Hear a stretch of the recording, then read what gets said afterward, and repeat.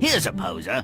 How does Little Red Riding Hood, a disobedient child with eyesight poor as her judgment, escape mutilation from her confrontation with the most feared and hated creature of the forest? She wouldn't, of course, but don't tell the brothers Grimm. The story begins with a standard mother-daughter conflict. Mother gives daughter detailed instructions and advice, which daughter immediately ignores. Is there a moral here? Little Red Riding Hood, take these cakes and bottle of wine to your grandmother. She's very ill and weak. Don't stray from the path or talk to anyone on the way. With pleasure, Mother. I'll do just as you say. The forest is home to many animals, and not all are fit for pets or food. What delightful and cuddly creatures. I could eat them all up. Good morning, Little Red Riding Hood. Where are you headed this beautiful day? To visit my grandma, sir, under the 3 big oak trees. An excellent destination, my dear. Enjoy your journey. Take your time. What a happy thought. I'll collect a butterfly or two and some flowers. Granny will be grateful. What a credulous ninny. The wolf's already selected Granny for his entree.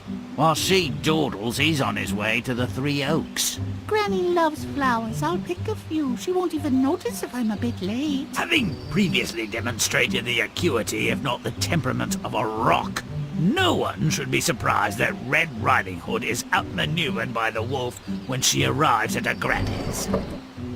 Come in, little... Come in, Little Red Riding Hood, and bring the cake and wine. However, did she know what I brought? She sounds as though she's very ill. My Granny, I never noticed how big your mouth is. And your grooming. You look nearly wild. Appearances are deceiving, my dear. Sometimes. Her cries for mercy were in vain, of course. Mercy was not in the wolf's nature.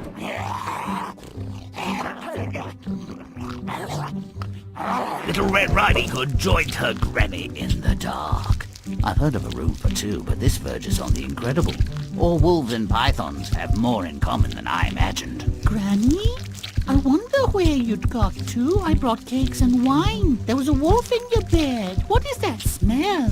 Unless I very much miss my guess, my dear, we're in the belly of the beast. Surely not. It stinks worse than our privy.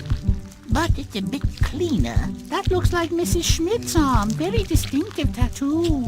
In perhaps the most far-fetched rescue ever, a lumberjack with an expert sense of lupine anatomy passes by.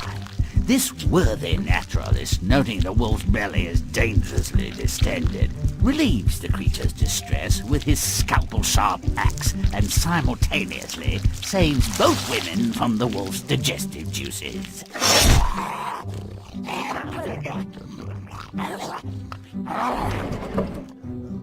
Well, isn't that amazing? What were you 2 up to in there, anyway? Very little. It was quite dark. My ears hurt. The wolf gobbled us up. You can't blame a creature for being hungry. I sewed him up and let him go. I'm sure he's learned a lesson. Really? What do you think of that, Grandma? We'll eat the cakes and drink the wine after I take a hot bath.